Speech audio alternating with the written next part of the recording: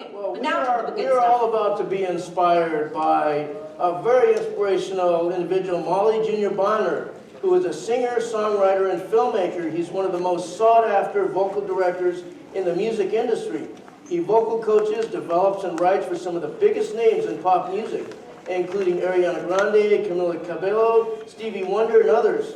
He recently focused his talents towards cinema as the writer and director of the award-winning film, and his name is Green Flake, which follows the lives of free and enslaved black pioneers in the early Church of Jesus Christ of Latter-day Saints.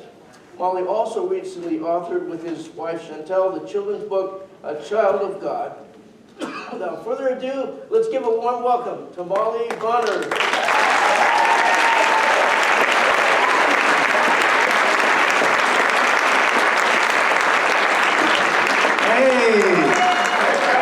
Oh my gosh, so I was here I was a little bit early, so I was hearing the speaker right before me, and I just wish he didn't end. It was such good information. So I'm like, stealing photos, stealing your slides, yes, please. So good, so I'm sure you guys have been fed full of knowledge and inspiration, and I love it. So as you've heard, music, that's what I do. That's what I did, but now I'm doing a whole lot of other things. Music is something that's been in my family forever. So some of you may have heard of the Bonner family, and that's my family, and we sing and whatever else, right?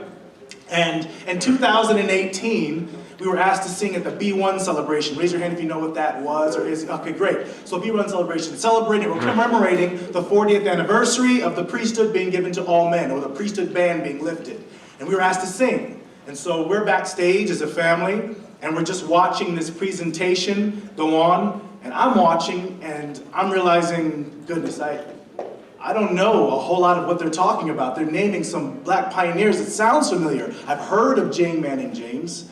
Yes, I've heard of Elijah Abel. Sounds familiar. Green Flake. Never heard of them. Some of the people they were mentioning, Chambers, I didn't know.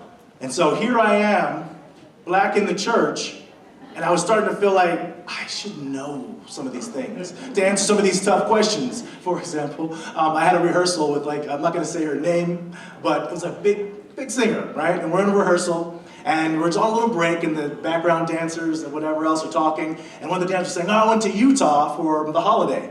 And he was doing some skiing. You guys have great snow out here, apparently. I live in LA, so I don't know.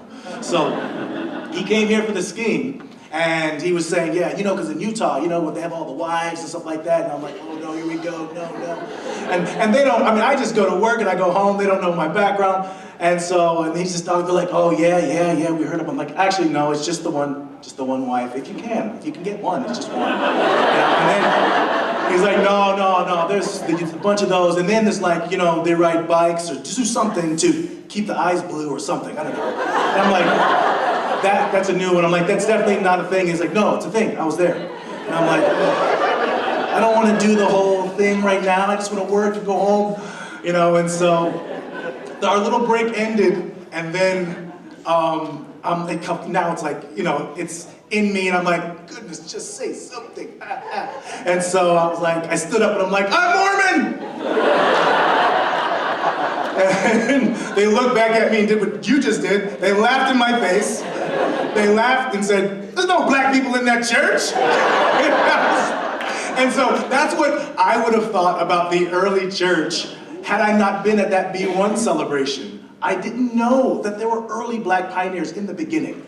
From the beginning of the early church, there were black members. The year after it was established by Joseph Smith, right? You know what I mean? They baptized the first black member, and then 2 years later, the first black priesthood holder. I'm learning these things. So right after that B1 celebration, I was like, I gotta learn more. I have to know more. So I just kind of dove in and started meeting with historians and writing down all my questions. And because I am in music, so I do develop pop singers and artists, but I also write for them. And so my reading quickly turned into writing. Not because I was trying to write something or do something special, it was my therapy through the history as I'm learning about my people that I didn't know about. And so this is throughout July into August. I'm reading and writing in 2018. And about a month later, I had, almost 200 pages and 10 songs. And then right away I was like, oh my gosh, this is a movie. And then it was as though, like you took your first step, you knew now what you had to do. From then on, oh, I'm not crawling anymore. Now I walk. I have to make this movie. I had to make the movie. One of the reasons why I felt like I had to make the film, his name is Green Flake, is because I was looking at the younger generation because, you know, I'm a member of the Church of Jesus Christ of Latter-day Saints, man, it's so long.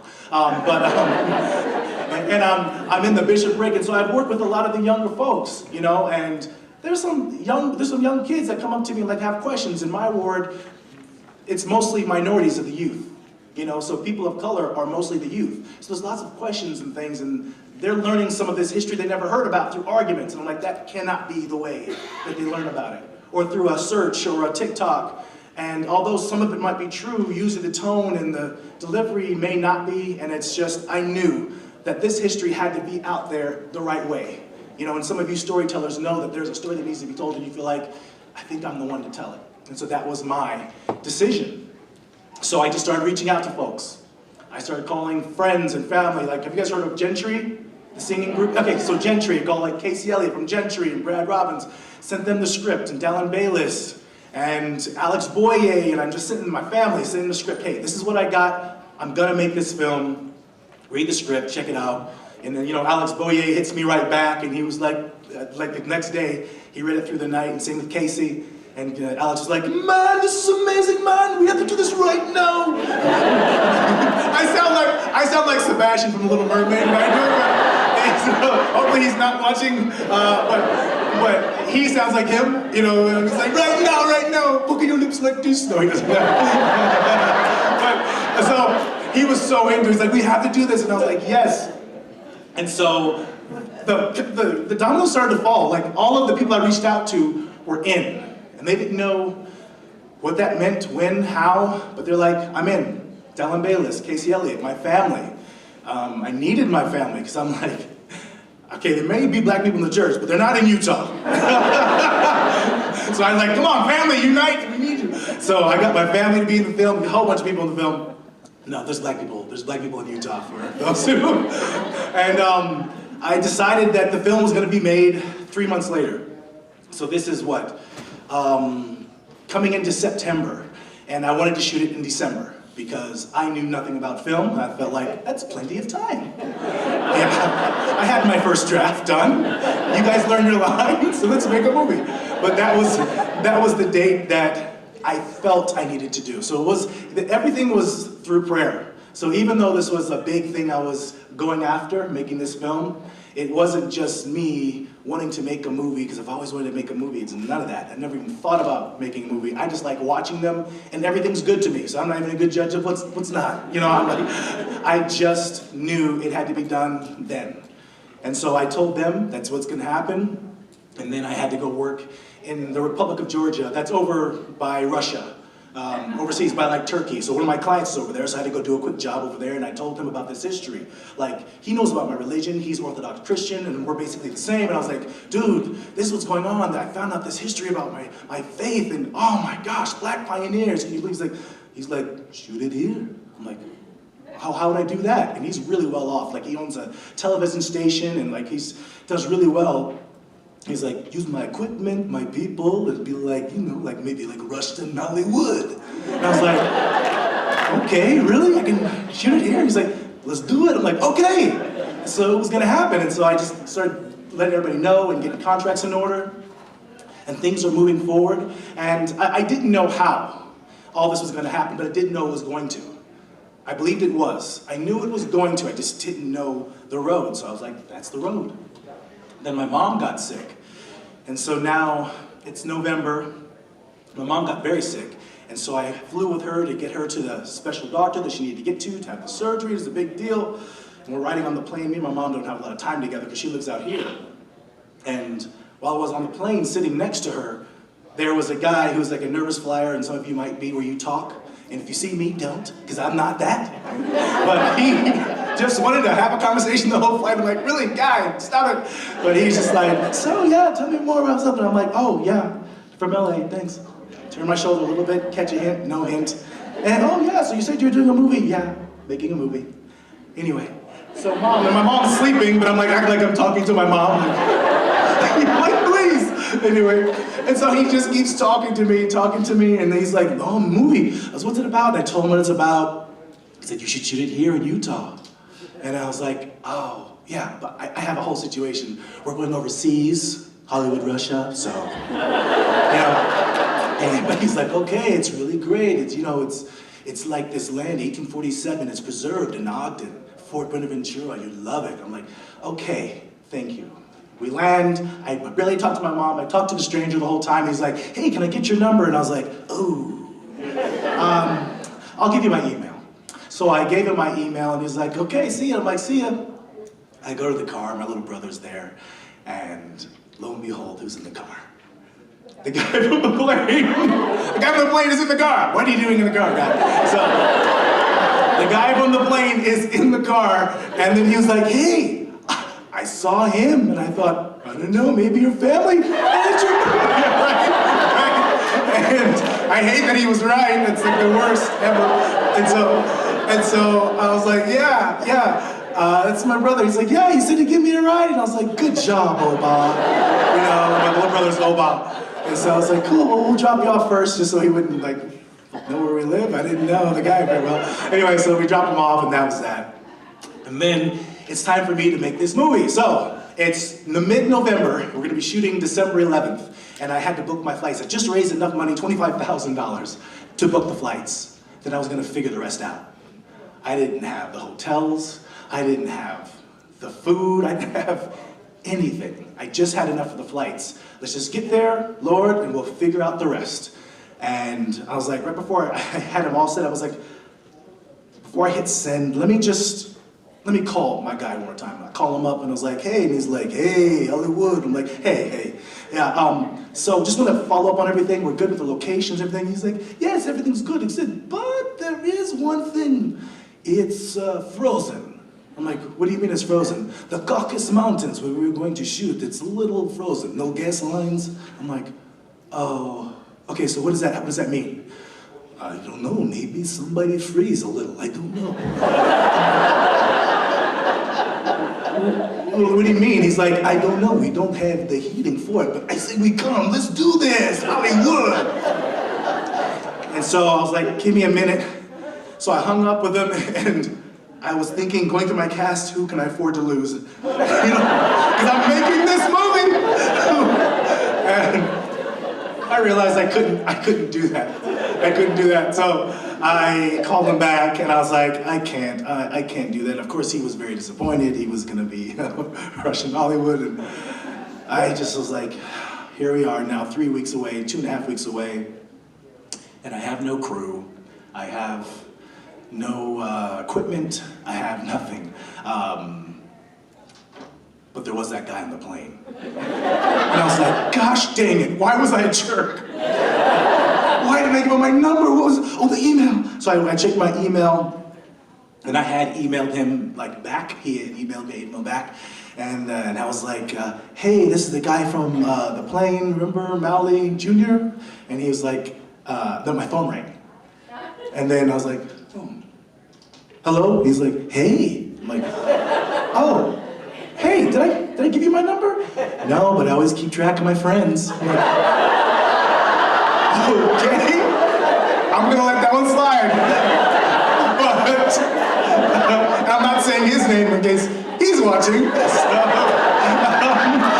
I was like, remember that land you're talking about, Fort Buenaventura? He's like, yes, it's beautiful, you should make your movie. I was like, yeah, yes. I was like, but I need to check it out because I lost, everything fell through. And he's like, okay, well, I can pick you up. And I was like, let's do it. I'll come in tomorrow, you pick me up, and you'll take me. So we did it. I booked a flight, he picked me up.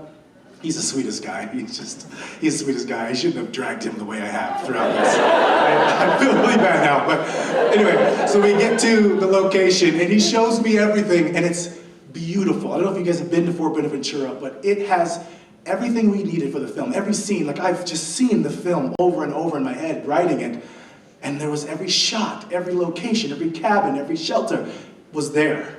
And I was like, oh my gosh, incredible. So then the next step was me trying to get producers and crew, and I was calling people, and of course they were like, oh, when? I was like, in just a few weeks. Like, no, that doesn't work like that. I'm like, Oh, no, I'm not asking you how it works. I'm just saying, are you in? Are you going to do it or not? Because I'm making the film, and I just need to know if you're in. And then more laughter, just like you. and so I went through that a few different times until there was someone, and I was like, listen, I'm making the film. It's going to happen. It really comes down to whether or not you want to make the film or don't want to make the film. I'm not asking you about how things go. And then they're like, oh, okay, let's do it. And so I had my crew, I had my location, I had everything in order. And now it's the day before we're about to shoot. And what I learned now is producing. I didn't know that. And I hate producing. You know, pulling all these pieces together and everything. I was doing everything. And I go to lay my head down.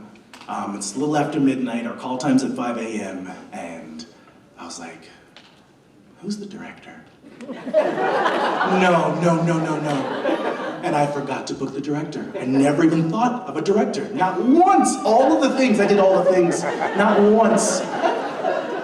And so I did what, I don't know, you look young enough, what you probably would do, you go on YouTube, and you look up when to say action, when to say cut. And so I went and I found my YouTube thing, and I'm watching action, rolling camera, speed, sound. Okay. So, okay, got it. Just spent my little 30-minute tutorial, got it. And I went to bed.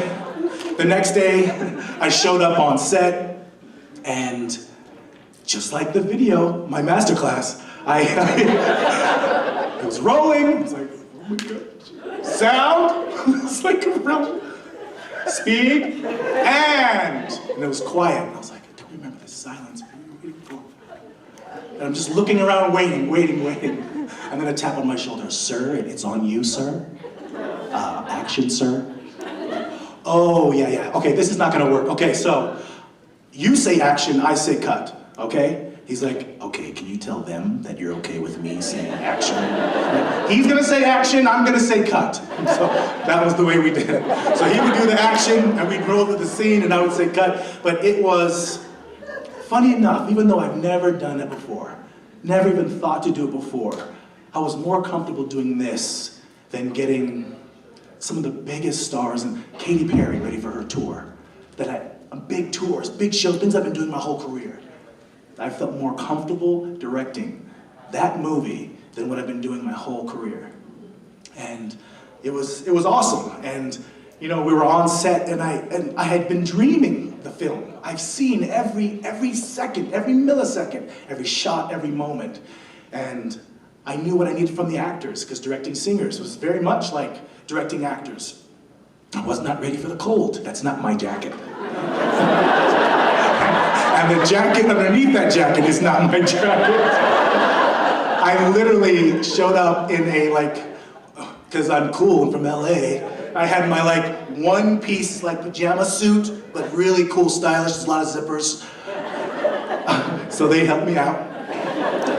But it was just an incredible experience. It was freezing cold. My little brother, Yohosh Bonner, he played the lead character Green Flake in the film. And he did incredible. It was just so much fun and an incredible experience because, you know, we shot this film in just over 11 days, under 2 weeks. So a lot of the takes were one take. A lot of it was set up and talking through it, and some of the film is very emotional. You know, there was a scene where you have Green Flake. So Green Flake, those of you who don't know, Green Flake was this 19-year-old enslaved young man that was sent to be a part of the Vanguard company, the advance company in the Trek. And he was then put in the advance team. Brigham Young sent through. Orson Pratt was the lead of that advance team, and Green Flake drove the first wagon. So a 19-year-old black enslaved man drove the first wagon, and that's who this film is about. And it follows free and enslaved black pioneers. And it was awesome. And it was emotional because I had to do a scene where Green is separated from his mother, as enslavement goes, as he was inherited by another member of the family. And, you know, it was literally like me, okay, and you go, but you know what I mean, right? Just go, and then can you talk for me? I'll just point. You know, it was just it was so hard. certain scenes were so emotional, but it was a beautiful, beautiful experience. And so we made this film. That's my little brother, Yehosh. And really awesome. Awesome connection, awesome spirit there. It was something that's never been done before, telling these stories. And even though films have been done forever, and for you guys, a lot of what you're doing is the first time. Yes, there's been journals, blogs, books, movies, but your album, your story, your film is the first. And so it was a special, special experience. And we made the film, and then the pandemic happened, which was, it worked out well for me because now the music industry shut down and I could edit my film. And so now I edit my film, and now what's next I hear is film festivals. And so I put the film into film festivals, not really knowing how that goes. And again, it was a blessing because it's still during the pandemic where the film festivals are running, but you don't have to go fly and do and show up. So now you have small films like mine that are competing against big films that don't have all these producers and influence there. They're just watching movies from home. And the film did so well. It won Best Film in LA. Yeah. It won Best Film in LA. It won Best Film in Rome, Istanbul, London. Every film festival that we got in, we won Best Film. You know, incredible. I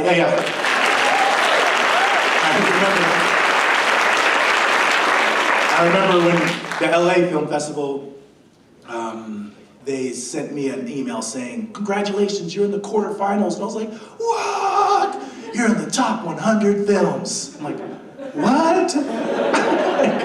Everybody's making that many movies? So by the time we won the best film, it really meant that much more to know what we had accomplished. And best director, that was great too. So that was, right?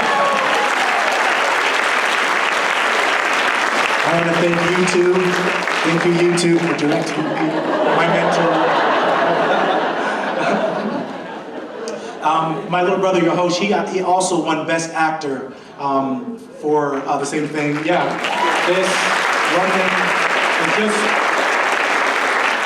did so great. That's Alex Boye at the top, freezing himself to death. Alex is as energetic as you may know him to be. Those who have seen it, he's just in between takes, he's dancing, performing. I'm like, "Alex, we can hear you.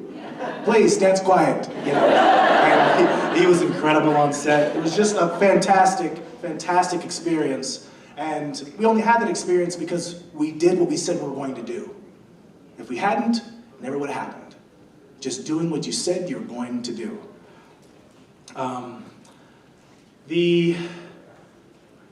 After we finished the film and it won all of these awards, I thought, okay, great. Let's go to Utah and take a picture by the monuments. You know, like, you guys love monuments, right? This is your thing. It's what you do, you know? And so I thought, get the cast and crew, and we're like, yeah. And so I'm looking for the monuments. Where are the monuments? Where are the monuments? And that's when I realized what this was all about. I thought it was that I was gonna be rich. I was like, "Thank you, Lord, you haven't forgotten me." But no, that's not what that was. This had to be about telling stories and allowing them to have recognition, be recognized in a place where they helped settle and develop. Black pioneers were here, and there's no monument. There's nowhere to know that, unless you're the one who chooses to do the history and teach your kid or raise your hand in a class at church or something. No one's gonna know. And so I realized that all of the proceeds of the film and what this was all about was to build art. And I thought, well, where is it gonna be? It has to be on Temple Square. Has to be, if this is the Place Heritage Park, has to be where it matters, where it began. You have enslaved people that helped build that temple and even tithed with the little that they had, you know, but they couldn't enter it. We need to know and see them. That's our history, our shared history. As much as I celebrate history of those who don't look like me, I know you want to celebrate people that don't look like you. And we need the opportunity to do that. And so, yeah.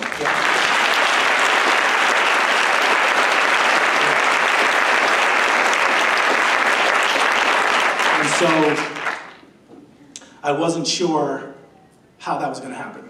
How am I going to get a monument on Temple Square? But I thought, stop thinking about it. I say I thought, but I prayed. Everything was so prayerful through this whole thing. Like, don't worry about the how.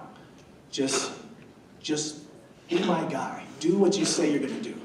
Just do it.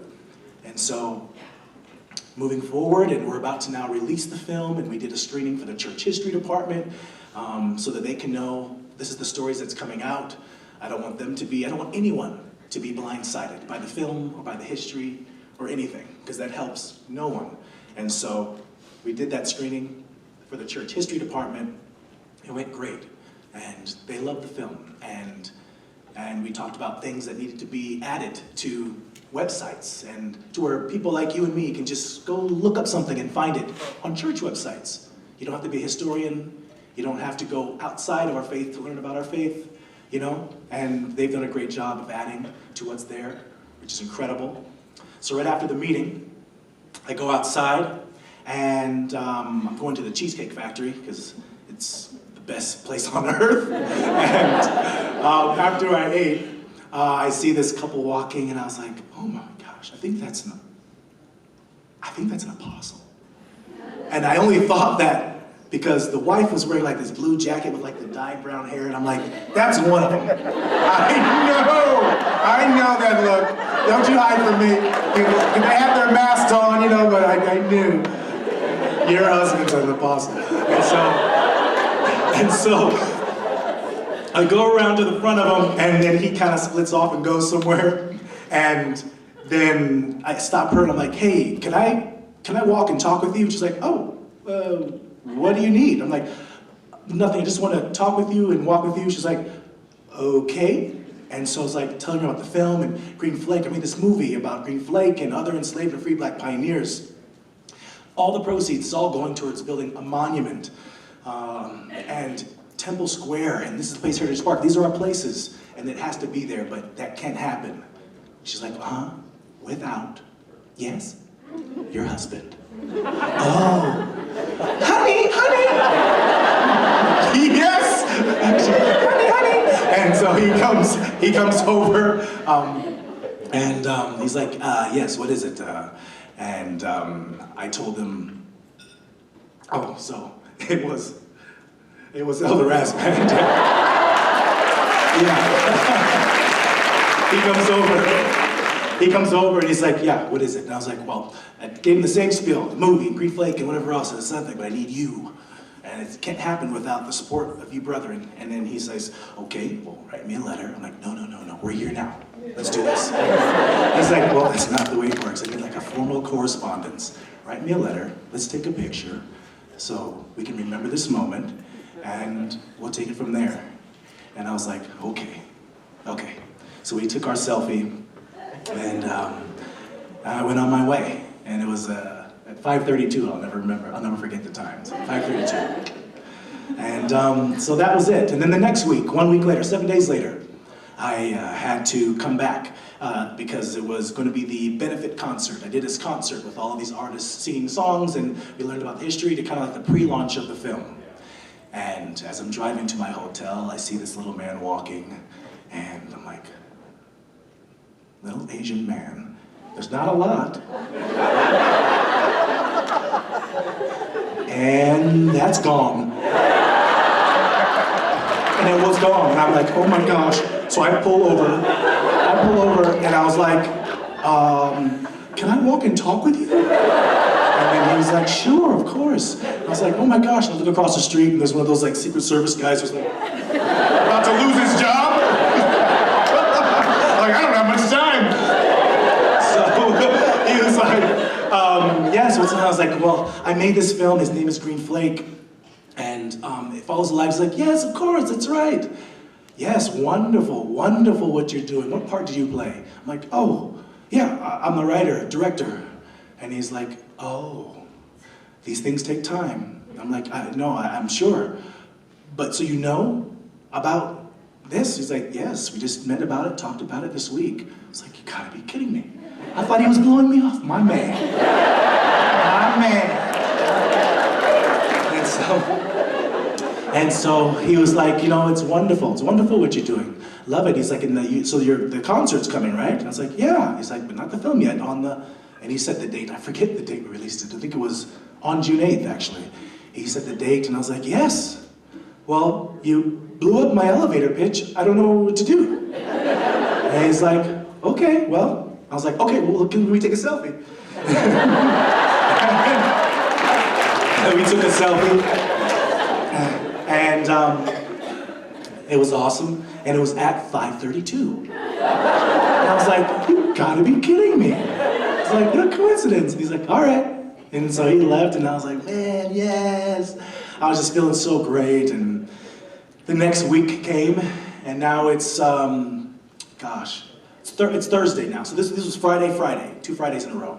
So now 6 days later, I had this feeling, the Spirit, and it was a strong spiritual feeling and a prompting that I needed to go back to Salt Lake City for another meeting. And I got on my knees on that one because I had just talked to my wife, and she's like, because she works, and she's like, you're here, right? And I'm like, yes, you're not going anywhere. I got it. Kids, breakfast, lunch. I got it all set up, prepped. Do you like this? Oh, you want to change it all? Fine. You always do. It's fine. Okay, cool. But we're good. You go do your thing. You go do your thing.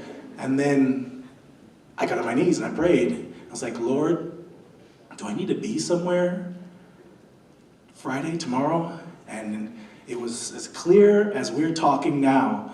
I'm sending someone to you. I was like, okay, at 5:32.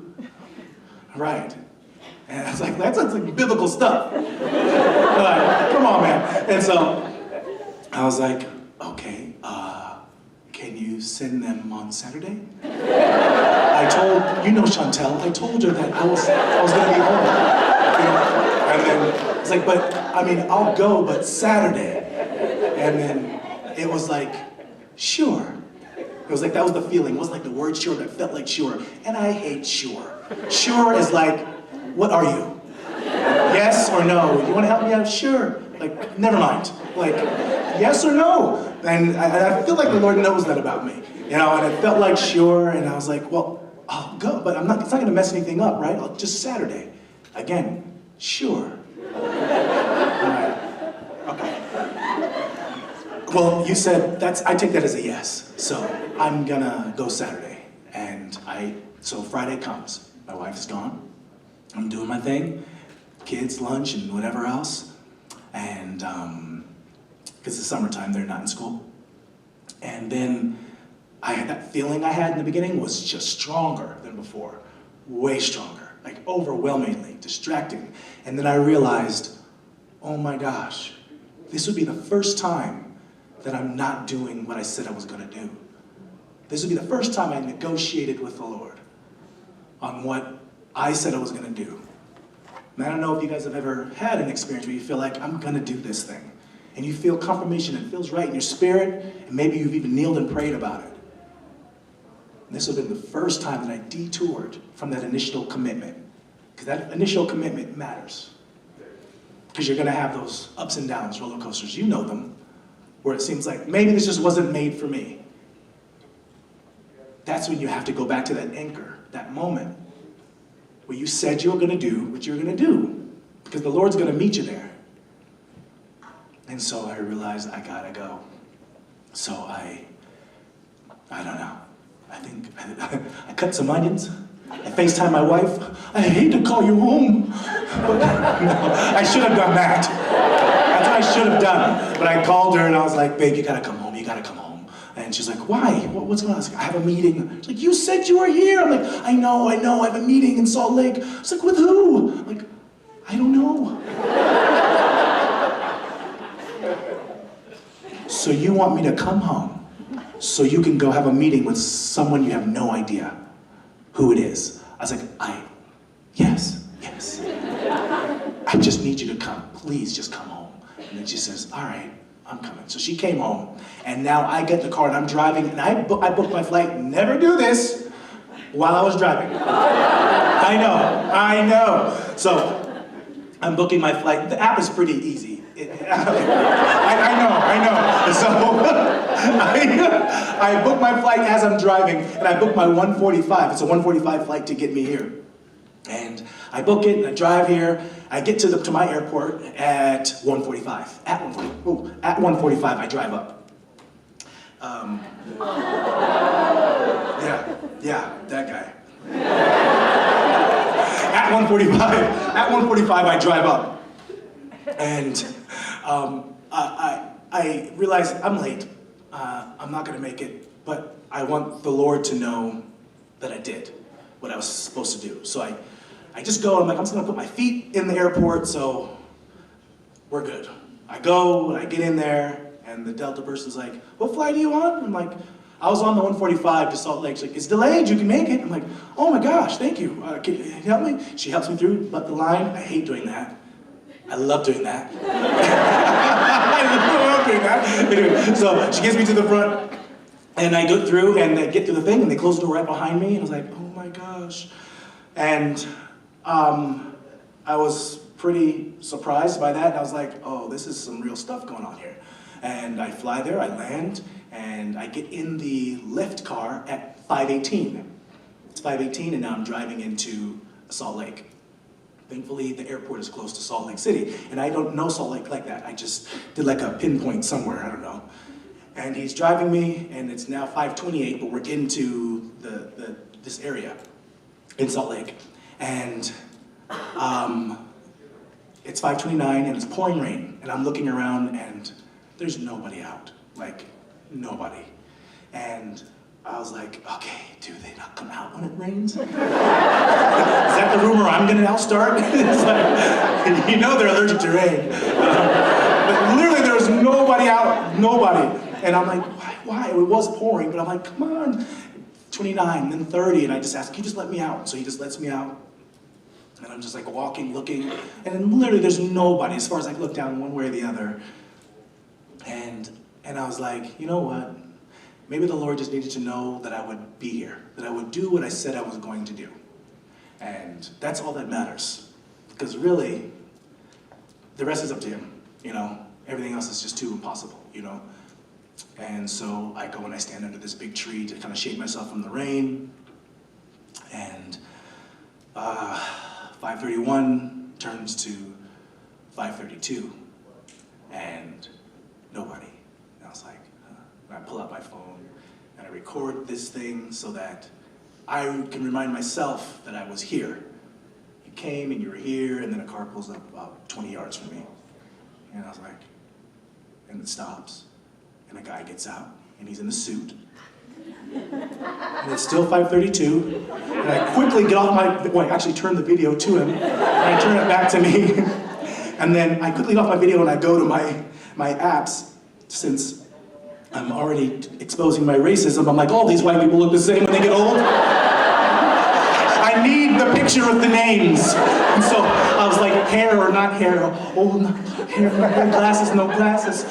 And so I'm trying to make my match for the apostle.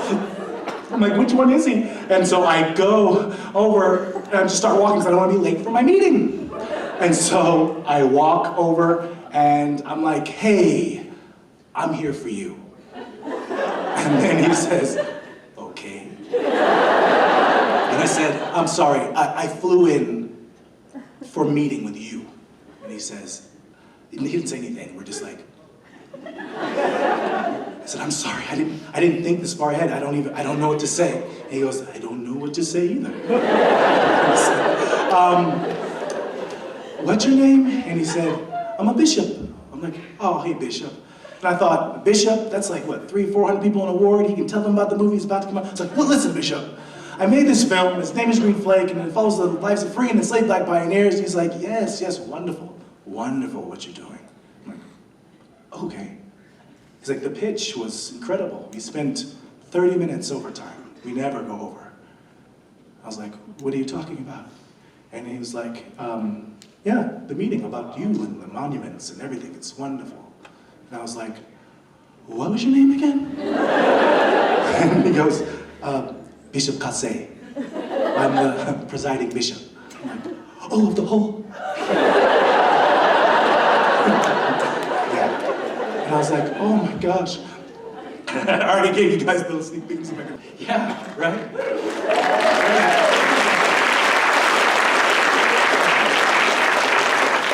Had my good suit on, my good tie on, ready for my meeting. That's so funny. Anyway, so he was like, I love what you're doing, and it feels like love. It feels like love. And that meant so much to me because we know, like, race, how do we even talk about it? How do we even do this and walk away feeling like I don't want to just go cuddle in a corner and just like block out the world? It's hard. And we found a way to talk about the hardest things, enslavement, you know, and in our culture. And for him to say it feels like love meant a lot to me. And it means a lot to me because I want it to feel like love, you know, because I fall in love with history. I love it. And I know that you guys are all, you know, if you're writers and filmmakers and whatever else, you have to do some digging and you kind of start to fall in love with people that you're writing about or gonna do a podcast about. And this history is no different anyway. And he was saying like, yeah, we'll be meeting with the president next week. He'll be happy to hear we met. I'm like, oh my gosh, can I come? No, I didn't say that. Take me with you. And I was like, wow. And he was just quiet for a second. I was like, I think we should end this. And he's like, no, it's fine. We can talk. I'm like, no. I feel like I'm gonna mess it up. Everything's just so good right now. Let's just end it. And he's like, okay. And I was like, can I ask you a question? What were you doing? Just standing it's just me and you. And he's like, well, I just got a haircut and didn't want to mess it up. But the rain has stopped now, so. And I was like, okay. I was like, wait, can we get a selfie? We took our selfie. He was so kind. And we went our separate ways, and that was just incredible. And so now, the next step is, you know, making these monuments or pieces of art that need to go in our places, in our spaces, so that when people do visit, they can come and see all of us, you know? Because I feel like it makes us all uncomfortable. Like we just want to be comfortable, like, and show the art, all of us. And it was no different for anybody I talked to. You know, when I reached out to This Is the Place Heritage Park, no different. It wasn't this uphill battle against people that didn't want it. No black people in, no man. Everybody was in the same space and we just hadn't done it. We hadn't done it. And of course it was long overdue, but there were so many that were so excited to get it done. And I think that's an important part of the story because I think people don't know and they wonder why not, you know? And I think we do get stuck in our ways. I think we do pick our heroes in history, you know, but there's more. There's always more to the story. And I think we're all learning more about history, things we've never been taught. And it's an adjustment, but it's a journey I think worth taking. Anyway, the film came out and it did great. We went to Africa and did screenings, over 150 wards in Africa. We'd watch the movie and they'd have their Q&As afterwards. And they'd have questions about it, and they felt so proud to be a part of it, to be a part of something. Like our faith has always been strong. That's what they would say. Our faith is always strong, but to know that we were a part of something, you know. And the questions they had were no different than the questions that you would have. The screenings that I've done in multi-stakes here in Utah and all over the states, same questions, same spirit, same unity. And it's been beautiful, and that just tells me that it is the Lord's work, and I mean, I'm assuming this is called LDS something, right? What is it? Yeah. You guys are LDS, right? Oh! But just to be able to do something great in our space of faith, you know, because we all want to change a little and make it better. And thankfully, this last summer, we were able to do that. That dedication happened.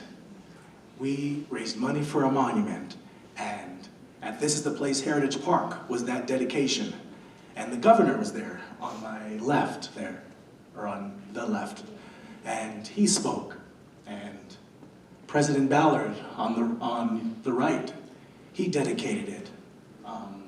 I had been working on my speech, oh man, so diligently just because I had to get it down to 8 minutes and it was at like 28. I'm like, oh no. And I wanted it to be right, just because, especially if you're gonna have an apostle and President Ballard stand up afterwards, then especially when we're talking about race, I don't want him to have to stand up and feel like terribly uncomfortable. I want him to feel inspired. And so I was working on that speech and I couldn't get it down. I'm down to 15 minutes and I'm like, oh my gosh. And the day comes and I get there and he grabs my arm before we walk up on the stage and he says, you say whatever you need to say and you take as long as you need to take.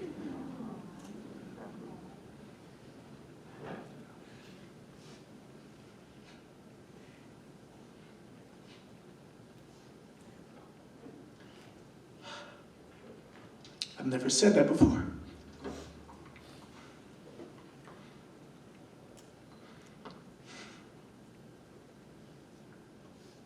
Sorry.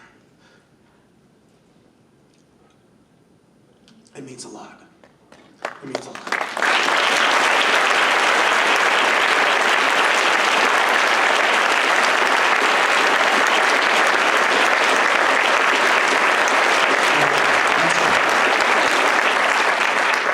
That's Green Flake. That's Green Flake. And he had an incredible life. He did so much for us and the pioneers.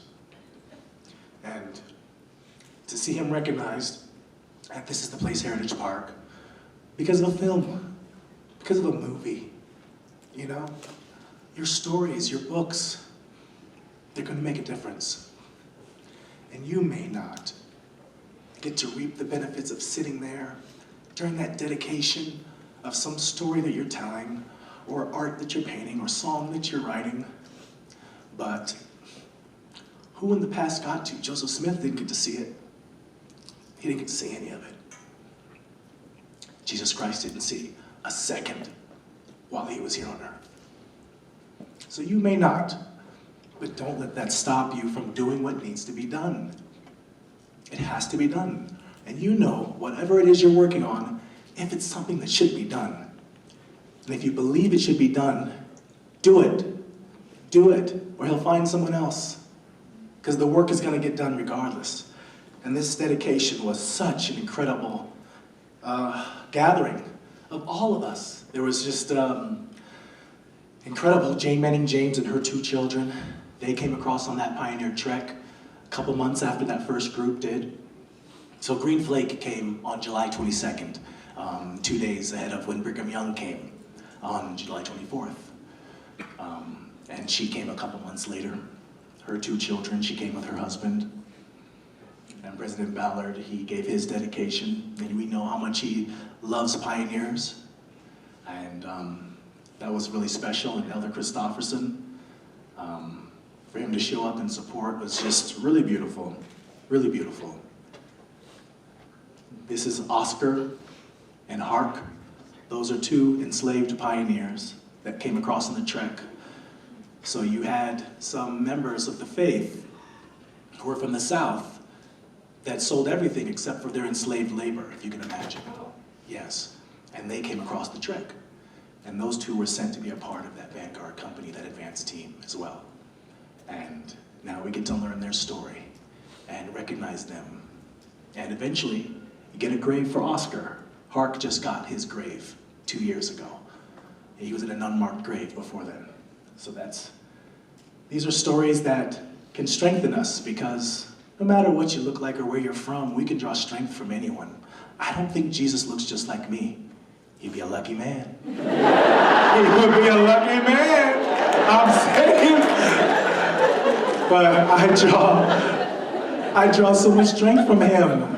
You know, and the scriptures, like when you think of Joseph of Egypt, you know, serving parts of his life enslaved, and we don't have to look like them, be from where they're from, to draw strength from their story, no matter how difficult their journey is. And we would never dream of taking away Joseph of Egypt's hardships, his enslavement, to make it an easier story.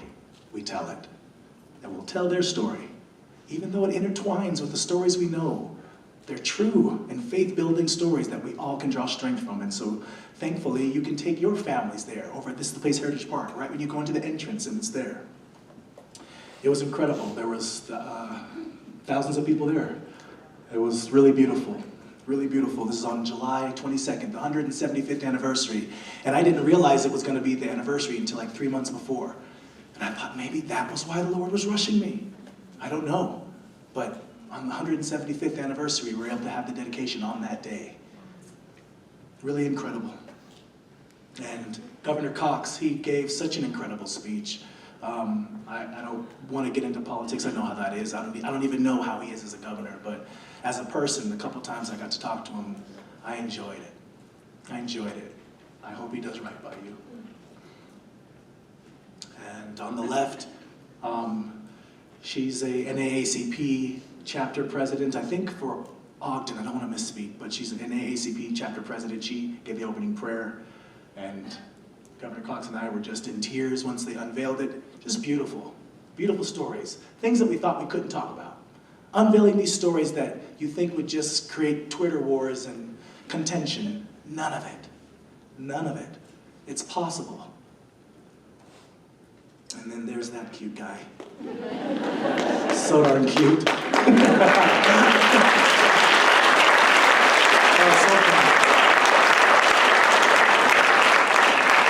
So I'll leave you with this, that just take a second and know that, you know what, even if you don't know the right steps to take, you can still take steps. You don't have to know what you're doing to do what has to be done. You don't. You can just come here and get all the training that you guys have gotten. Phenomenal, honestly. Incredible what you guys are getting here. So get moving so that when you do find the right people to give you the right information, you're already moving. And I found this. When you are moving and people believe that you're doing what you said you're going to do, they fall right in line. They believe and they get on board. Because they believe you're going to do what you said you're going to do. So, I'm going to continue telling more stories. Elijah Abel is the next one that I'm working on. Elijah Abel was an early black pioneer. He was a priesthood holder in 1836. So some of you might think 1978 was when black people could have the priesthood. From the beginning, everyone could have it. And he had it in 1836. And so we're going to get to tell his story and learn a little bit more about the nuances of our shared history. Thank you for letting me come and share this story. I love you guys. Good night!